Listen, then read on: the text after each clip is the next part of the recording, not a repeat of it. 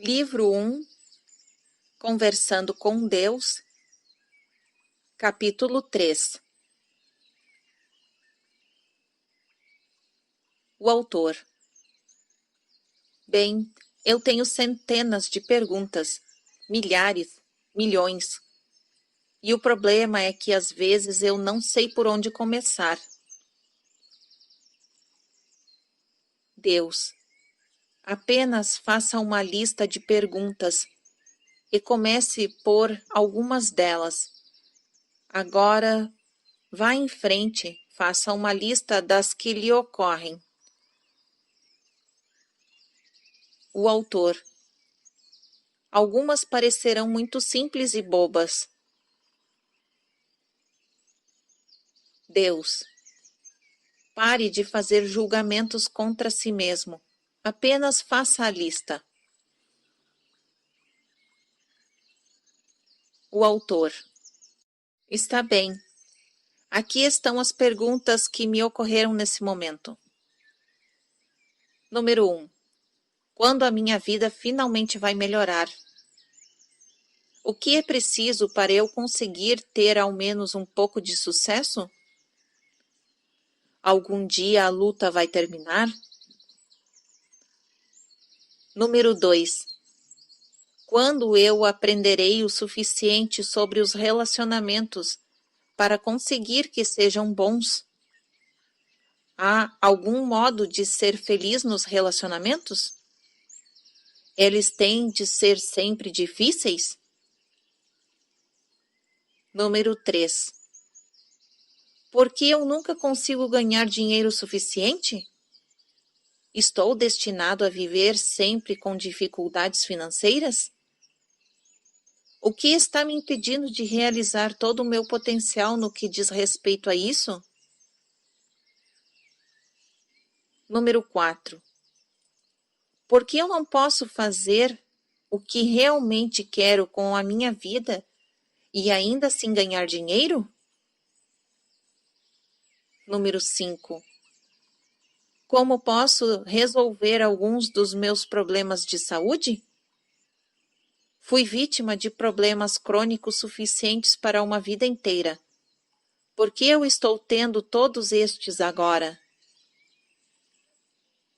Número 6. Qual é a ligação kármica que eu devo aprender aqui? O que eu estou tentando conhecer a fundo? Número 7. A reencarnação existe? Quantas vidas passadas eu tive? Quem fui eu nelas? O débito kármico é uma realidade? Número 8.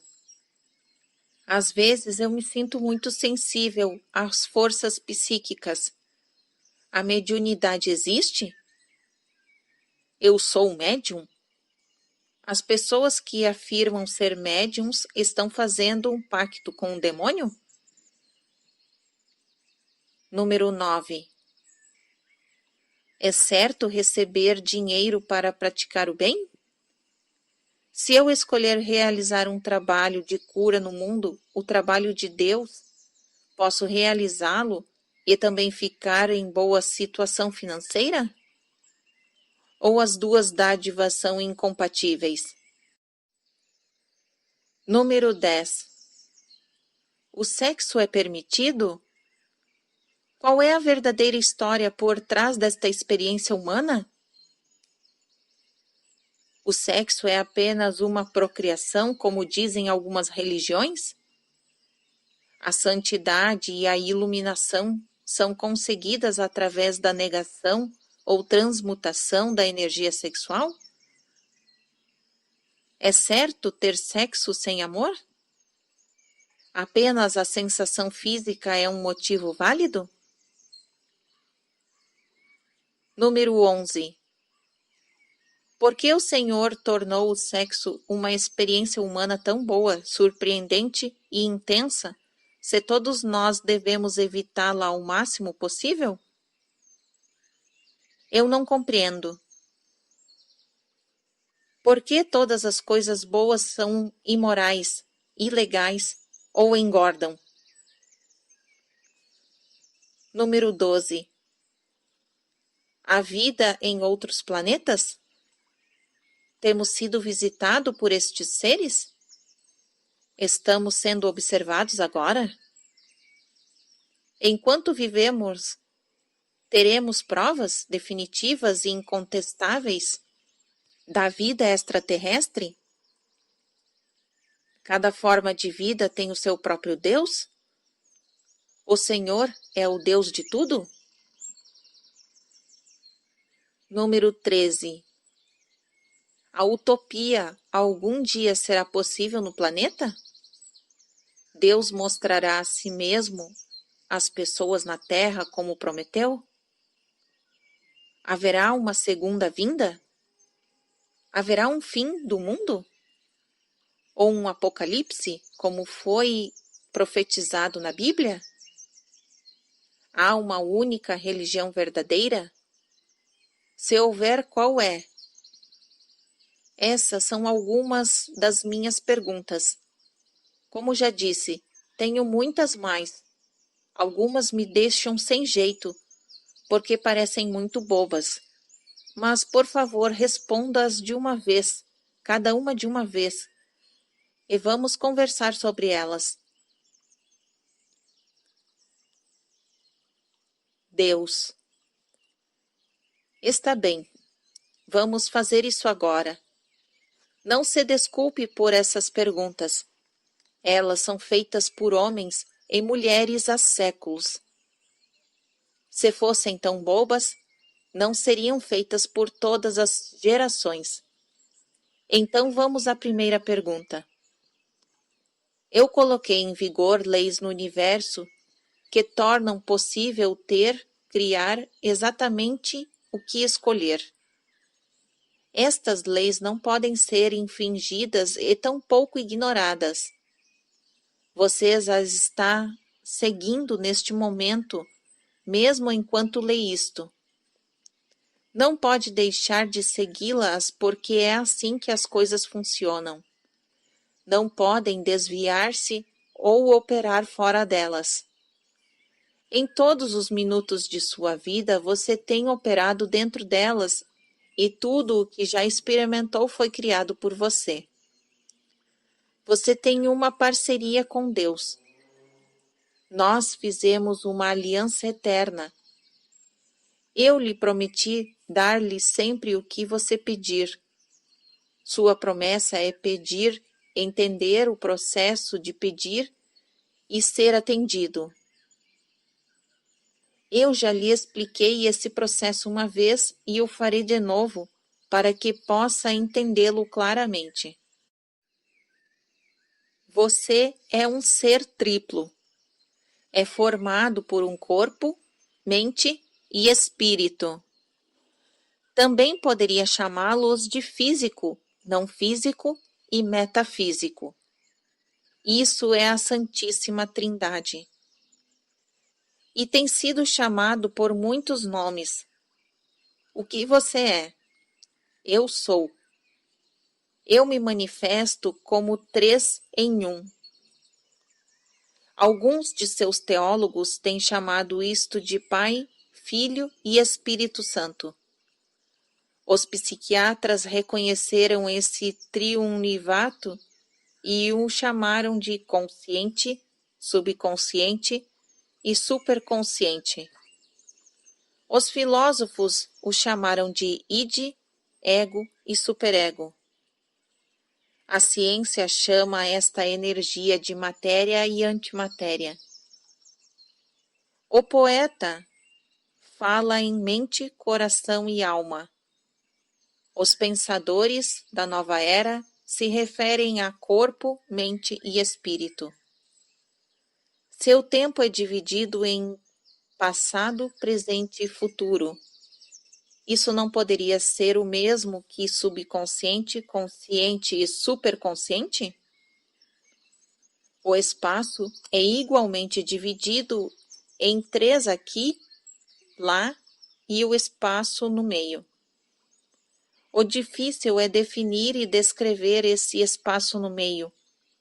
No momento em que você começa a defini-lo ou descrevê-lo, esse espaço passa a ser aqui ou lá. Contudo, sabemos da existência do espaço do meio. É o que mantém o aqui e o lá no lugar, como o eterno, agora, o mantém o antes e o depois no lugar. Esses três aspectos seus, na verdade, são três energias. Você poderia chamá-las de pensamento, palavra e ação. Todos os três juntos produzem um resultado que, em sua língua e interpretação, é chamado de um sentimento ou experiência. Sua alma subconsciente, id, espírito, passado, etc., é a soma total de todos os sentimentos que você já teve ou criou. Sua consciência de alguns deles é chamada de memória. Quando você tem uma memória, é dito que se lembra, isto é, torna a reunir as partes. Quando você reunir todas as suas partes, terá se lembrado de quem realmente é.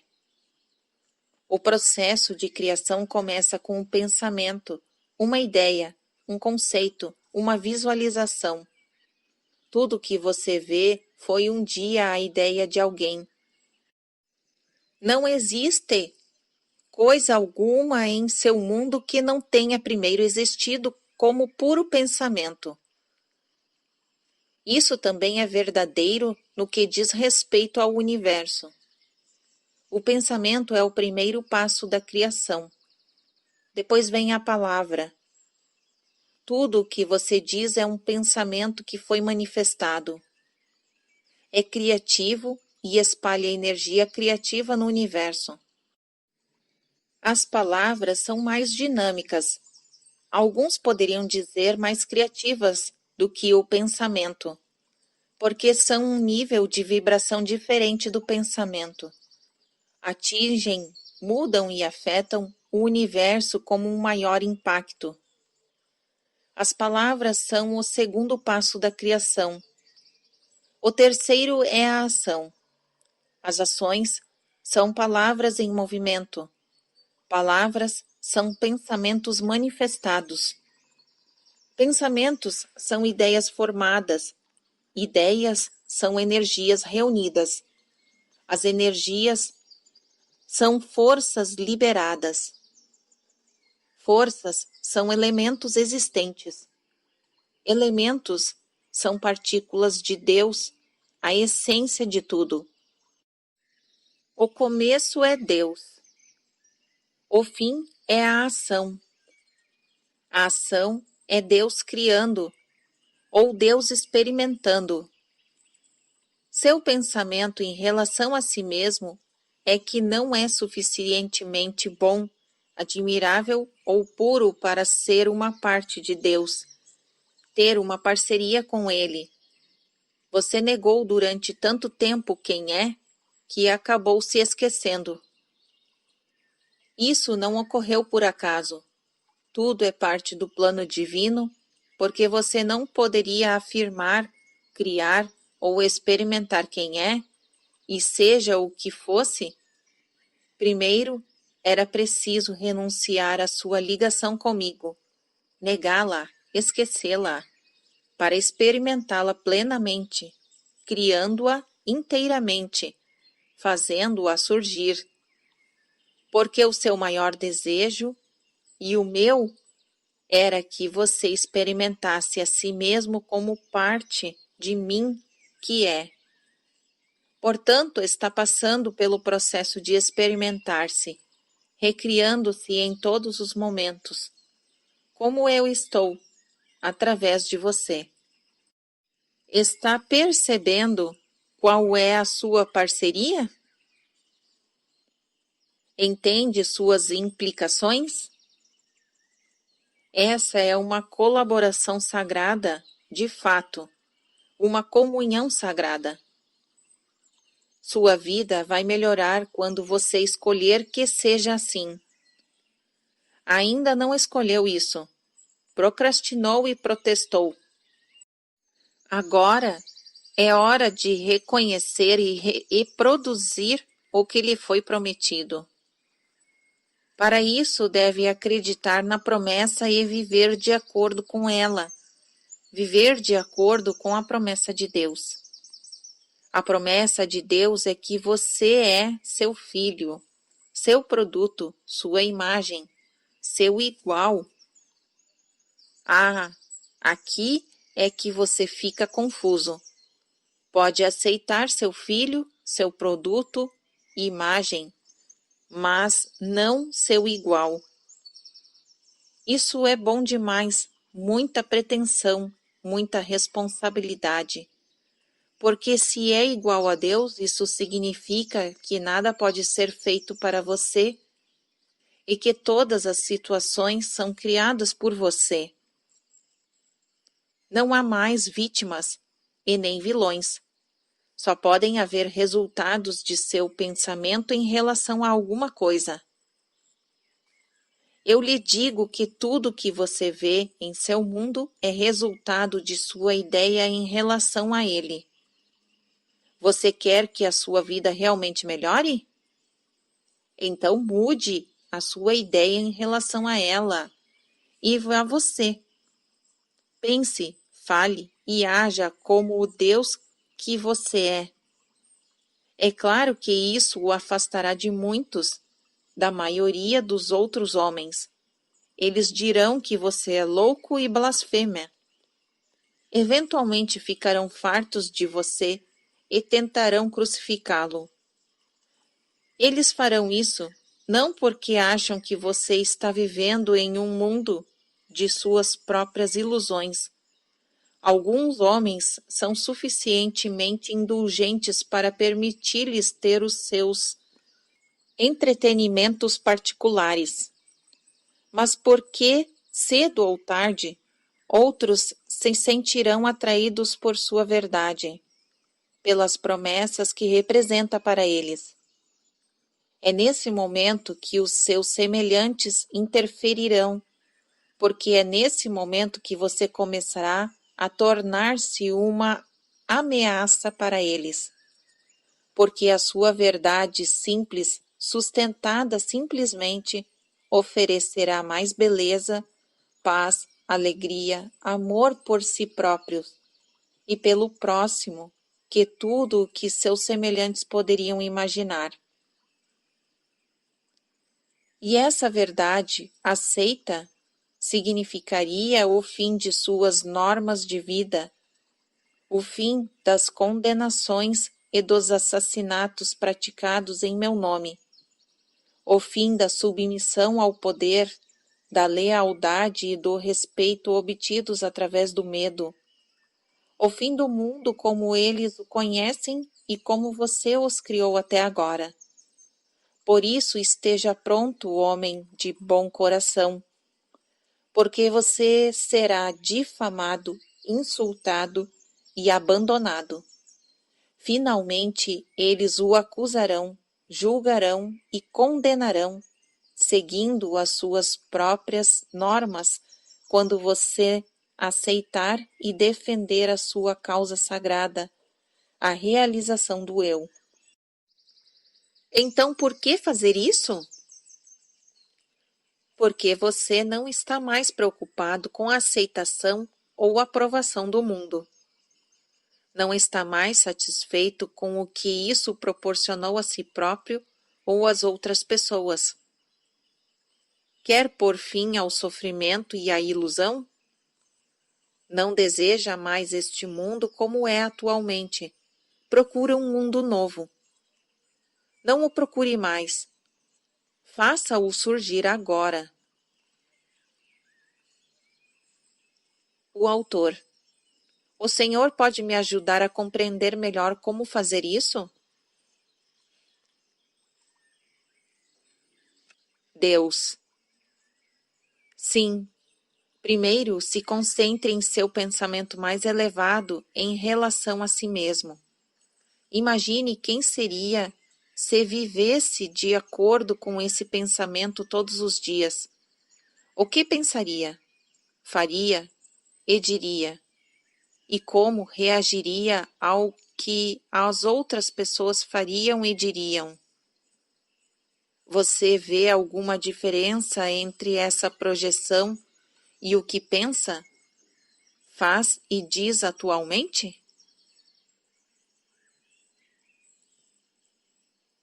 O autor: sim, vejo muita diferença.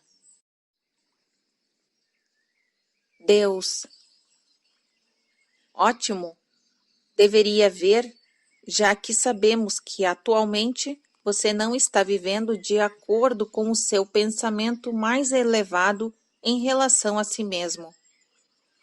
Agora, tendo visto as diferenças entre onde você está e onde deseja estar, comece a mudar conscientemente seus pensamentos, suas palavras e suas ações, para corresponder à sua imagem mais grandiosa. Isso exigirá muito esforço físico e mental. Um exame minuto a minuto de todos os seus pensamentos, suas palavras e seus atos. Envolverá escolhas constantes, feitas conscientemente. Todo este processo é uma mudança completa para o nível da consciência. Se aceitar o desafio, descobrirá que passou metade de sua vida inconsciente, isto é, sem perceber em um nível consciente o que você está escolhendo em termos de pensamentos, palavras e atos, até experimentar as suas consequências. Então, quando as experimenta, nega que seus pensamentos, palavras e atos tiveram algo a ver com elas. Isso é um convite, o parar de viver nesta inconsciência, um desafio que a sua alma a convidou a aceitar desde o início dos tempos. O autor: este tipo de exame mental contínuo poderia ser terrivelmente exaustivo.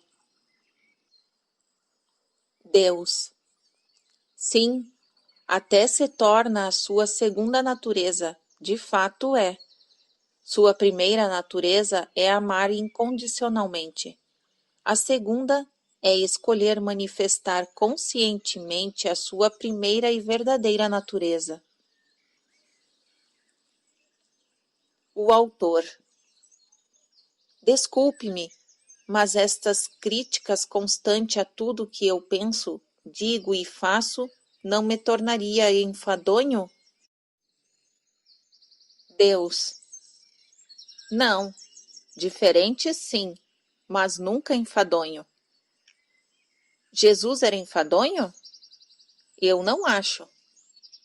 Era enfadonho estar na companhia de Buda? Milhares de pessoas imploravam por estar em sua presença.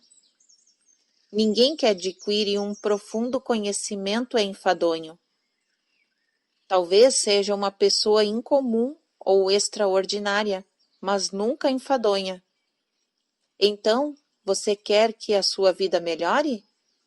Comece imediatamente a imaginá-la do modo que quer que seja e assimile essa ideia. Examine todos os seus pensamentos, palavras e atos que não condizem com ela e rejeite-os. Quando você tiver um pensamento que não condiz com a sua visão mais elevada, troque-o imediatamente por outro. Quando fizer algo que não corresponde à sua melhor intenção, decida que é a última vez que o faz. E se puder, retifique o seu erro com quem quer que tenha sido envolvido. O autor: eu já ouvi isso antes, mas nunca levei a sério, porque parece muito falso. Quero dizer, se você está muito doente ou pobre, como um mendigo, não tende a admitir isso. Se está exatamente perturbado, não deve demonstrá-lo. O que me faz lembrar de uma piada somente sobre 3 pessoas que foram mandadas para o inferno. Uma delas era um católico, o outro um judeu e o outro ainda um místico da nova era. O demônio disse para o católico zombeteiramente: "Está gostando do calor?" E o católico choramingou: "Estou oferecendo o meu sofrimento a Deus." O demônio então perguntou ao judeu: "E quanto a você, está gostando do calor?" O judeu respondeu: "O que mais eu poderia esperar além de mais inferno?" Finalmente o demônio se aproximou do místico da nova era e lhe fez a mesma pergunta. "Calor?" disse ele suando. "Que calor?" Deus fala: "Essa é uma boa piada, mas eu não estou falando sobre ignorar o problema ou fingir que não existe. Estou falando sobre dar-se conta da situação e depois dizer a sua verdade mais elevada em relação a ela. Se você está falido, está falido. Não adianta mentir sobre este fato e tentar inventar uma história para não admiti-lo. Contudo, os seus pensamentos sobre isso, estar falido é ruim, é horrível, eu sou uma pessoa má, porque as pessoas boas que trabalham muito e realmente se esforçam nunca ficam falidas, etc, etc. Determina como você experimenta a falência. São as suas palavras: "Estou falido. Não tenho 1 centavo. Estou totalmente sem dinheiro", que determinam quanto tempo você fica falido. São as suas ações decorrentes deste fato: sentir pena de si mesmo e desânimo, não tentar encontrar uma saída, porque afinal de contas, de que adianta? Que criam a sua realidade ao longo prazo. A primeira verdade a saber sobre o universo é que nenhuma condição é boa ou má, apenas é. Por isso, pare de fazer julgamentos de valor. A segunda verdade é que todas as condições são temporárias. Nada é imutável, nada permanece estático. O modo como a situação muda depende de você. O autor. Desculpe-me, mas tenho de interromper o senhor novamente. E quanto à pessoa que está doente, mas tem a fé que moverá montanhas, e por isso pensa, diz e acredita que irá melhorar, apenas para morrer 6 semanas depois. Como isso se encaixa em toda essa história de pensamento positivo e ação afirmativa? Deus. Muito bem, você está fazendo perguntas ótimas. Não está apenas aceitando a minha palavra. Chegará a um ponto em que terá de aceitá-la, porque acabará descobrindo que podemos discutir isso para sempre, até não restar outra coisa a fazer além de aceitá-la ou negá-la. Mas ainda não chegamos a este ponto, por isso vamos continuar a conversar. A pessoa que tem fé para mover montanhas e morre 6 semanas depois, moveu montanhas durante 6 semanas, que podem ter sido suficientes para ela. Talvez tenha decidido na última hora do último dia, agora basta.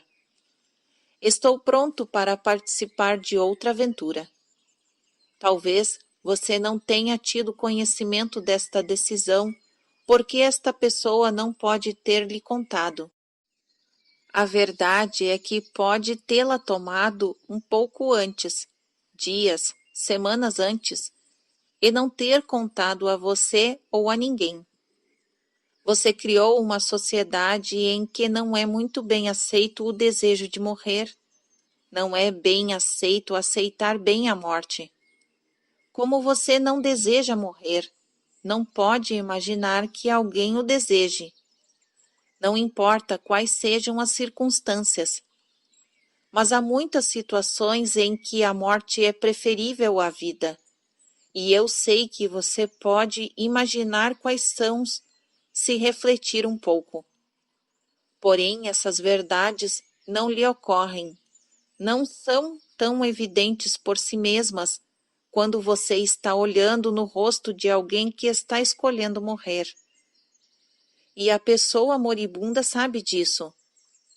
Na privacidade do seu quarto, pode sentir o nível de aceitação no que diz respeito à sua decisão.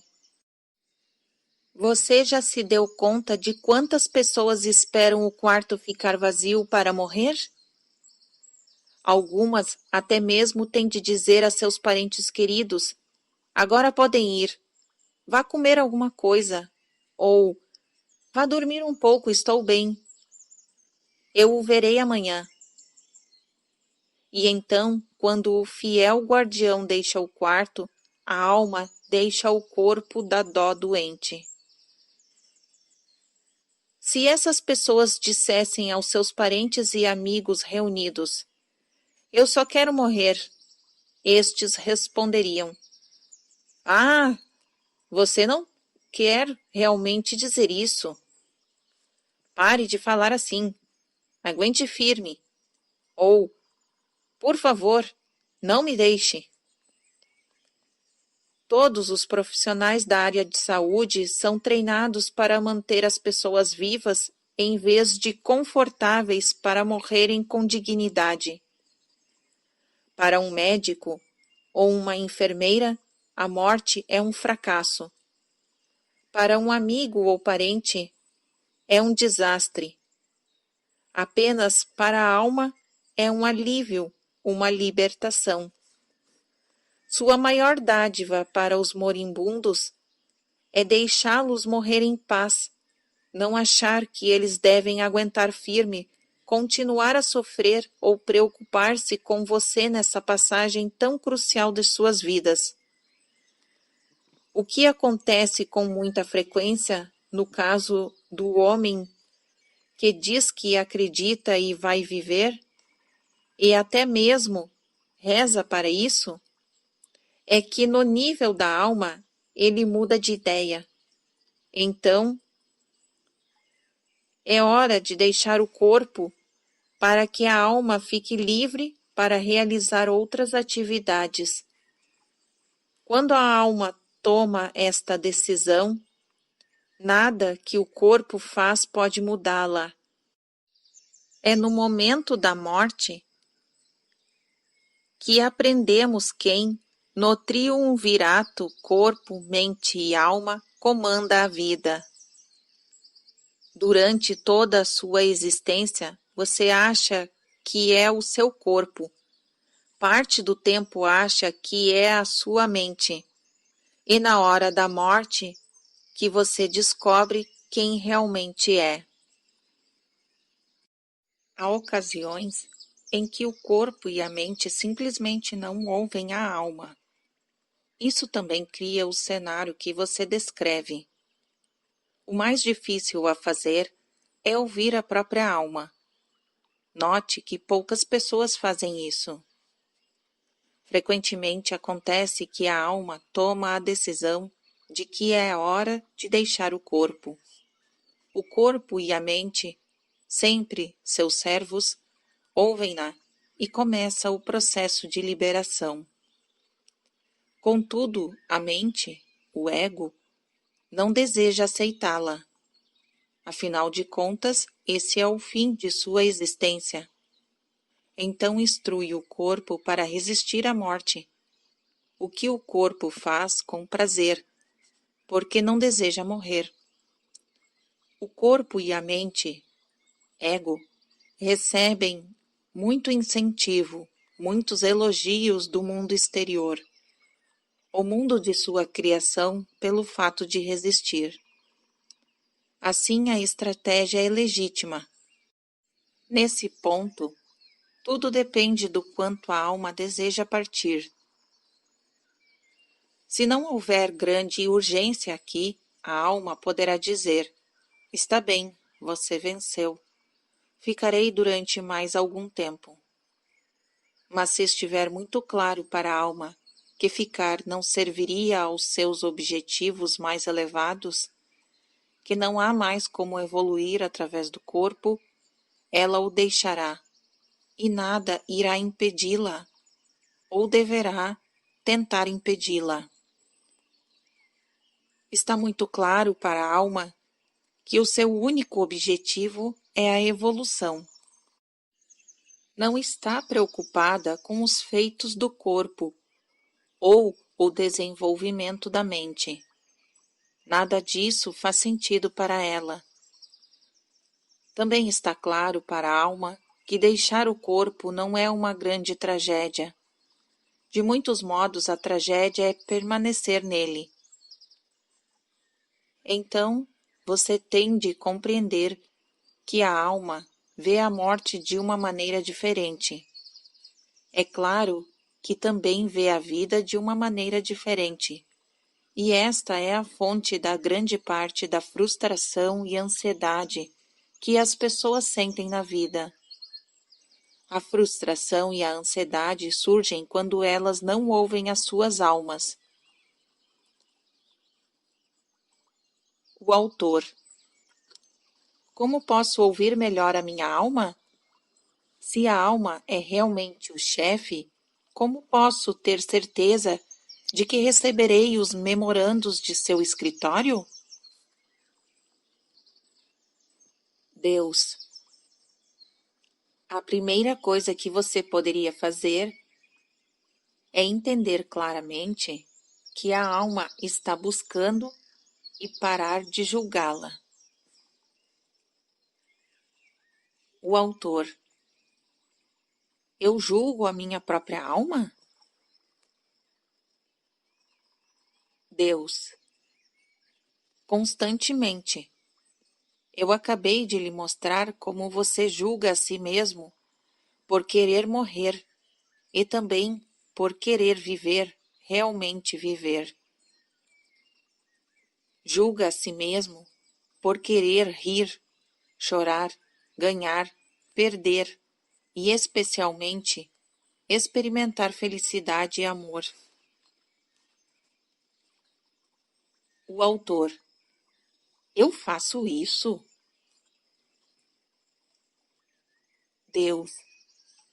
Você tirou de algum lugar a ideia de que negar-se à felicidade e não celebrar a vida é devoção a Deus.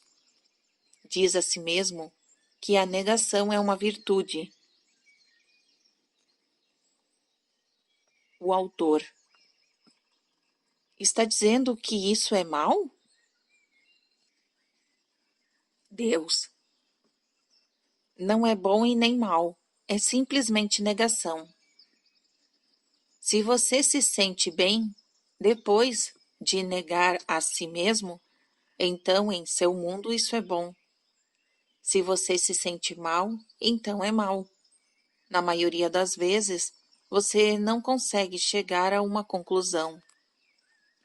Nega-se alguma coisa porque diz a si mesmo que deve negá-la. Então diz que foi bom tê-la negado, mas não sabe por que não se sente bem. Por esse motivo, a primeira atitude é parar de julgar a si mesmo. Descubra qual é o desejo de sua alma e realize-o. Faça o que a sua alma quer. O que a alma busca é o sentimento mais nobre de amor que você possa imaginar. Esse é o seu desejo, o seu objetivo. A alma busca o sentimento, não o conhecimento que ela já tem, mas o conhecimento é conceitual. O sentimento empírico. A alma quer sentir a si mesma e, portanto, conhecer-se em sua própria experiência. O sentimento mais nobre é a experiência de união com tudo que é. é o sentimento do amor perfeito. O amor perfeito é para o sentimento o que o branco perfeito é para a cor. Muitos acham que o branco é a ausência de cor, mas não é. O branco é a combinação de todas as cores que existem. Da mesma forma, o amor não é a ausência de uma emoção, raiva, luxúria, inveja, cobiça. É a soma de todos estes sentimentos que existem. O amor é tudo. Portanto, para uma alma experimentar o amor perfeito, deve experimentar todos os sentimentos humanos. Como algo que eu não compreendo pode despertar a minha compaixão? Como algo que eu nunca experimentei pode merecer o meu perdão? Então, nós dois percebemos a simplicidade e a magnitude da jornada da alma. Finalmente compreendemos o seu objetivo. O objetivo da alma humana é experimentar tudo isso, para poder ser tudo. Como é possível ser superior sem nunca ter sido inferior, esquerda, sem nunca ter sido direita, sensível, sem nunca ter sido insensível, boa, se isso nega o mal? Obviamente, a alma não pode escolher ser alguma coisa se não há o que escolher. Para a alma experimentar a sua grandeza, deve saber o que é grandeza. Não pode saber o que é se só há grandeza. E então a alma percebe que a grandeza existe apenas no espaço do que não é grandioso. Por isso, nunca condena o que não é grandioso, mas o bendiz, vendo nisso uma parte de si mesmo que deve existir para que outra parte possa manifestar-se. É claro que a função da alma é fazê-lo escolher a grandeza, ou melhor, de quem você é, sem condenar o que não escolhe. Essa é uma tarefa difícil, que se prolonga por muitas vidas, porque você tende a julgar, a considerar uma atitude certa ou errada, ou insuficiente, em vez de bendizer o que não escolhe. Você faz pior do que condenar. Tenta destruir o que não escolhe. Se há uma pessoa ou uma situação com quem não concorda, você a critica. Se há uma religião que vai contra a sua, considera-a errada. Se há um pensamento que contradiz o seu, ridiculariza-o. Se há uma ideia diferente da sua, rejeita-a. Você comete um erro porque cria apenas metade de um universo e não consegue ao menos entender a sua metade quando rejeita imediatamente a outra. O autor. Tudo isto é muito profundo, e eu lhe agradeço por me dizer estas verdades que alguém jamais me disse antes. Pelo menos, não com tanta simplicidade. E eu estou tentando compreender. Realmente estou. Mas às vezes isso é difícil. Por exemplo, o Senhor parece estar dizendo que deveríamos amar o errado, para poder conhecermos o certo. Quer dizer que devemos, por assim dizer, aceitar o demônio? Deus. De que outra forma você poderia purificá-lo? É claro que um demônio de verdade não existe, mas eu lhe respondo na linguagem que você escolheu. A purificação é o processo de aceitar tudo e depois escolher o melhor. Você compreende isso? Não pode escolher ser Deus se não há outra opção para escolher. O autor. Espere, o senhor disse algo sobre escolher ser Deus? Deus. O sentimento mais nobre é o amor perfeito, não é?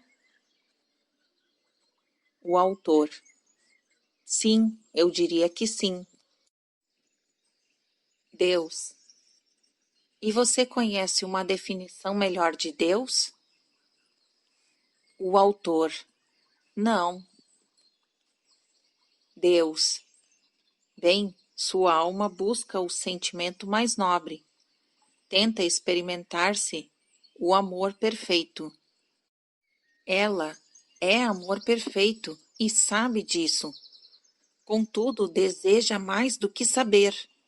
Deseja sê-lo em sua experiência. É claro que você está tentando ser Deus. Acha que estava destinado a ser menos? O autor. Eu não sei, não tenho certeza. Acho que nunca pensei dessa forma. Isso parece ser uma blasfêmia. Deus. O curioso é que você não considera uma blasfêmia tentar ser como o demônio. O autor. Espere um minuto. Quem está tentando ser como o demônio? Deus. Você está. Todos vocês estão. Até mesmo criaram religiões que lhes dizem que nasceram com pecado, que são pecadores desde o nascimento, para convencê-los de sua própria perversidade. Porém, se eu lhes digo que nasceram de Deus, que desde o nascimento são todos deuses e deusas, amor puro, vocês não acreditam. Vocês passaram todas as suas vidas se convencendo de que são maus. Não só são maus, como os seus desejos são nocivos. Sexo, dinheiro, poder, ter muito de qualquer coisa. Algumas de suas religiões até mesmo os fazem acreditar que a dança e a música e a celebração da vida são nocivas. Logo, vocês concordarão de que rir e amar é nocivo. Não, meu amigo, você pode não ter certeza de muitas coisas, mas de uma tem, é mal. E quase tudo o que deseja é nocivo. Tendo feito este julgamento de si mesmo, decidiu que tem de melhorar. Está bem, mas preste atenção. De qualquer maneira, o destino é o mesmo. Só que há um modo mais rápido, um caminho mais curto para chegar lá. O autor. E qual é? Deus. A aceitação imediata de quem e o que você é, e a demonstração disso. Foi o que Jesus fez. Esse é o caminho de Buda, de Krishna e de todos os mestres que surgiram no planeta. E todos os mestres transmitiram a mesma mensagem. Você é o que eu sou. Pode fazer o que eu faço e muito mais. Mas você não ouviu. Em vez disso, escolheu o caminho bem mais difícil de quem se julga mal ou demônio. Você diz que é difícil seguir o caminho de Cristo e os ensinamentos de Buda, ter a capacidade mental de Krishna, ser um mestre. Mas eu lhe digo que é muito mais difícil negar do que aceitar quem você é. Você é bondade, misericórdia, compreensão, paz, alegria e luz. É perdão, é paciência, força, coragem, um auxílio em caso de necessidade, um conforto no sofrimento, uma cura para as feridas, um mestre nos momentos de inquietação. é a sabedoria mais profunda e a verdade mais elevada, a maior paz e o amor mais sublime. É tudo isso. E em alguns momentos de sua vida, você se conheceu com essas verdades. Escolha agora conhecer-se sempre como elas.